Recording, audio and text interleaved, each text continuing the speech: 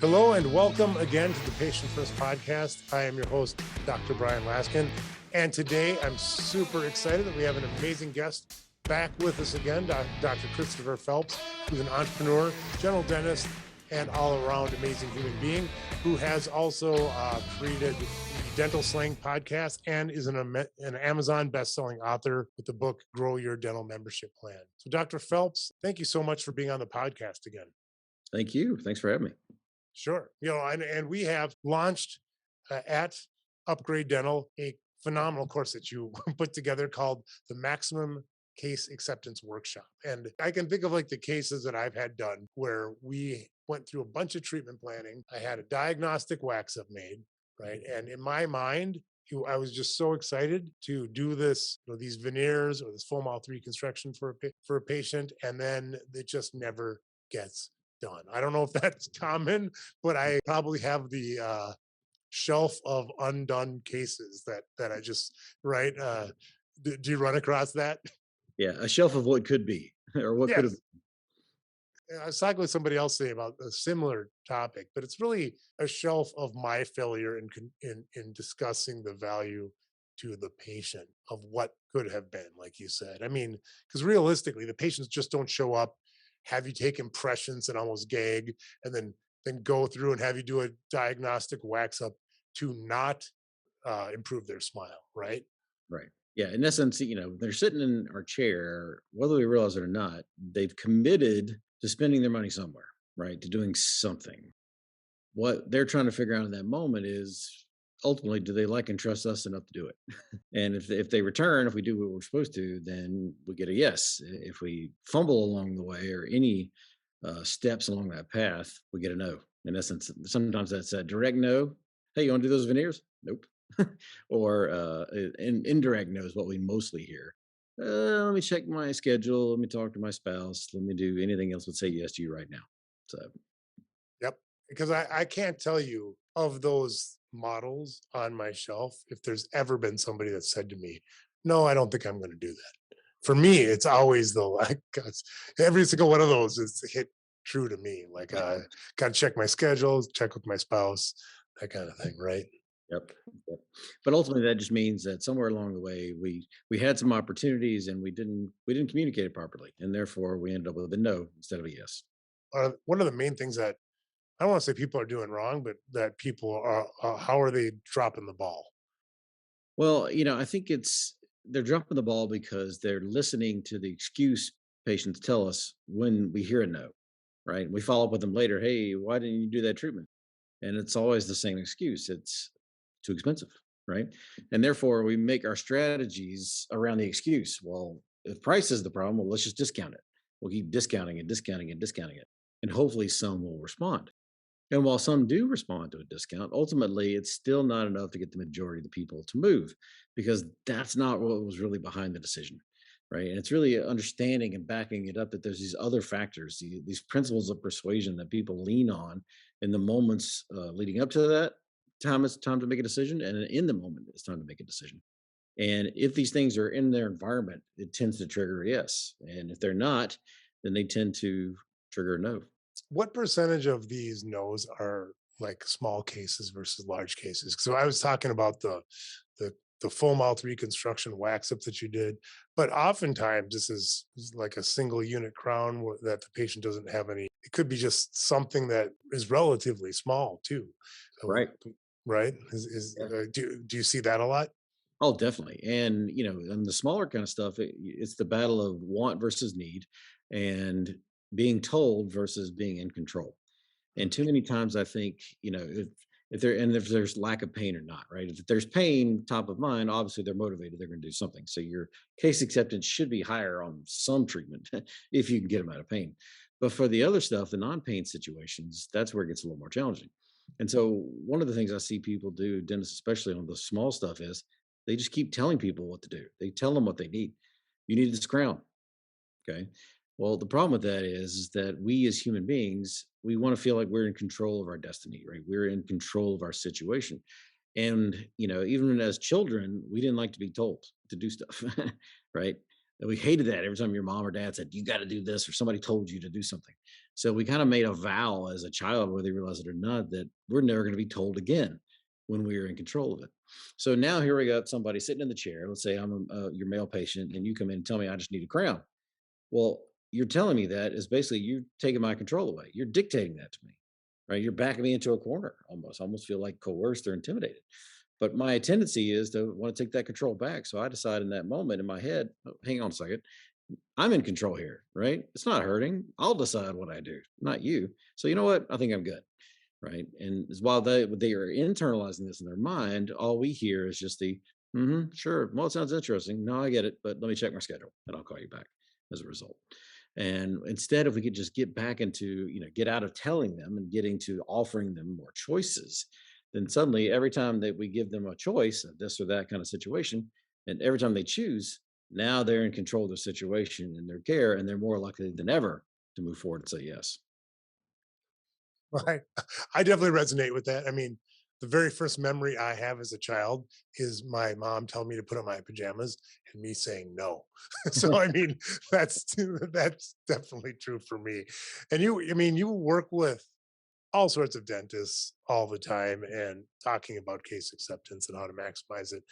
And I think that there's probably, of the 99% of dentists listening to this today, probably none of them are thinking that they have this issue in their practice. They're probably like, oh my gosh, I have a 90% case acceptance rate, right? Mhm. And so, could you talk a little bit about what you find when you're working with dentists? And because my guess is that's not the case. No, and ultimately, I always say you don't know what you don't know, and for the majority of them, they're not tracking it, and they're not tracking it properly. So there's a lot of automated systems out there, but the devil's always in the details. You have to look at the variables at how what are they using to calculate that case acceptance percentage, right? I want to know like certain time frames, like you said, $5,000 to $2,000 in treatment, $2,000 to nothing, right? 5,000 plus. And I want to know like what's my success rate to those kind of categories because it definitely varies. As you said, if you lump it all together, yeah, you treatment plan a bunch of $5,000 cases and nobody said yes, and you treatment plan a bunch of $1,000 cases and everybody said no. That's going to skew your results. It's going to skew your data, right? So you Mm. got to categorize them and figure out what's the truth, right? What is the actual results? And for most people, they're probably going to be like 2/3 on the small stuff, and it's going to be about 1/3 on the big stuff. Whatever you define that big stuff in your mind is, and it's ultimately it just shows us there's plenty of room for improvement. That's what it gets down to.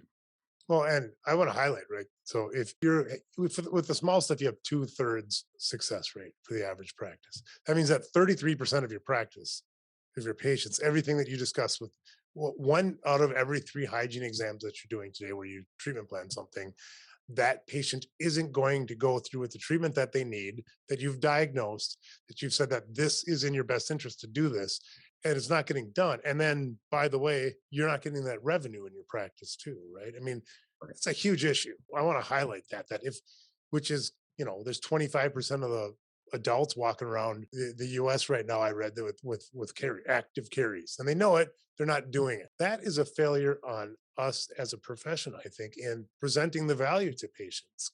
Do you Yeah. agree? Definitely. Well, we all took an oath to do no harm, right? As dentists and as caretakers of their oral health. And ultimately, if a patient leaves doing nothing when they have dental issues, we have now put them in a worse situation. Okay. We know it's just going to get worse. Decay gets deeper, right? Bacteria progress further, what have you.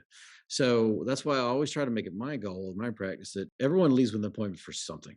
I don't care what that something is. But as long as they leave an appointment for something and I'm going to get them back, I know I have a chance to keep them in a better oral health state. But the worst thing they can do is to do nothing. But that's what we're finding more and more and more. And while it's been nice in this post-COVID world where it suddenly seemed like everybody was saying yes all of a sudden because we were closed, people couldn't get to us. So the scarcity of us being unavailable motivated all kinds of people to come in and spend big checks with us. But now the pendulum's swinging back the other way, and people are going back to their old habits. They're going back to their old mindsets. So if we don't do something to change that, doctors are going to suddenly wake up and go, "Oh shit, why is there nobody in my chair? Where'd they go? What's going on? Maybe my case acceptance is as good as I thought. Uh oh." we're in record inflationary period too. Yeah. So that's going to, you and I have talked about this a little bit before, the financial factors that are going to be crushing practices. I think that, let alone just, we're not even necessarily talking about cosmetic cases. We're talking about true oral health needs that our patients have that are not getting done because we are not clearly communicating the value to your patients. And then, by the way, the $10,000 case, if you the same things, and this is maybe a question for you, is it the same things, the same principles of influence, like you said, that get patients to go through with the active carries treatment? Is it the same type of sort of tools in your toolbox to talk to that patient about getting the work that they need, and also the patient that's interested in full mouth reconstruction for cosmetic purposes? Yeah. Well, and the good news is that it is exactly the same. It's the same thing, and the same structure, and the way I present a ground to a patient is exactly the same as when I do an upper lower all on X in the same case presentation, even though one's $80,000 in treatment and one's $1,500 in treatment. But the structure of the bones of it is exactly the same. That's the good news. And of course, it comes from not my opinion, but from mountains of behavioral science research into why people do what they do. Like, what are the things they're really using to make their decisions? My challenge was always that all the case acceptance stuff I had heard, not only in dental school, but once I got out of school as an early dentist, was all trying to teach me how to be more sympathetic and more empathetic to my patients and trying to connect with them on that level and promote the treatment as a result. But my challenge was always that once I did officially got tested, I'm a 1 out of 10 on empathy and sympathy. So trying to get me to do either one of those was impossible, right? And so I just knew that that was just not going to be my path. I needed something different. So for me, trying to create the structure using research and science, to me, it's more logic based, right? Something anybody can follow, whether you have a ton of empathy or sympathy, or if you're like me on the other end of the spectrum, you got none. Okay. It's a path we can all take to present the things that our patients need and factor in what the brain uses to make its decisions. Like simple stuff, like you might even think of not only what you say is important to them, but the order in which you say things to people actually matters more to getting a yes versus a no than what you're even talking about. And when I saw those studies the first time, I was like, that it blows my mind. It's what we're talking about really makes no difference. It's the order in which we present things, man, can totally set the stage for a yes or no. Wow. Okay. Note to self, stop doing that because I was doing it the wrong way. Well, then when you walk around, I had an experience where I went to a Lindt chocolate store, and I could just tell that the person was just using these principles. I walked out of there with like $50 of chocolate, and I knew what they were doing, Yeah. right? But it was just, obviously that was not a case acceptance workshop. That person knew the principles of influence, that when I walked out of there, even though I knew what they were doing, it still felt so good that I walked out with $50 in chocolate, right? Definitely. And that's really what speaks to the ethics of what we're talking about, right? Yep. Just because I know I can influence someone, should I? And that's could be what holds some people back, like from watching this course or listening to these principles, because they might not feel it. They may feel guilty. Well, I shouldn't use any kind of tactics or strategies to move patients a certain direction. When the reality is, yeah, if it's in their best benefit, you should. And that's really the whole point, And I get these principles presented to me as well all the time. They're everywhere. We can't escape them. But I'm okay with it as well because I know that the intent is this: as long as it's in both of our best interests, meaning us as the dentist and the patient as our the person we're interacting with. If it's a good deal for both of us to move forward and get a yes, why wouldn't we do everything that we can to make that happen? Especially when the no is a loss for both of us. We lose, as you said, we didn't get the revenue today, and the patient loses because it gets worse. It's going to cost them more time, money, and pain because they waited. So why wouldn't we use every available measure at our fingertips? Completely. I mean, I always think, if that patient's mouth were my mouth, what would I do? Or my wife's mouth, or like, Right.